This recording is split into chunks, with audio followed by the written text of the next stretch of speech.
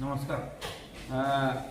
आपले 15 ऑगस्ट स्वातंत्र्य दिनानिमित्त आपण वरंगाव शहरामध्ये राष्ट्रध्वज तिरंगा समितीच्या वतीनं सकाळी 8:30 वाजता ध्वजारोहणाचा कार्यक्रम आयोजित केलेला आहे. त्या ध्वजारोहणाच्या कार्यक्रमाला वरंगावकरांनी जास्तीत जास्त संख्येने उपस्थित राहावं असं नगराध्यक्षांना त्यांनी विनंती करतो. तसेच संध्याकाळी पाऊस जर कधी नसेल तर संध्याकाळी देशभक्तीपर गीत गायनाचा कार्यक्रम सुद्धा आयोजित केलेला आहे. त्या कार्यक्रमाला सुद्धा आपण सर्वांनी उपस्थित राहावं असं सर्वांना विनंती करतो.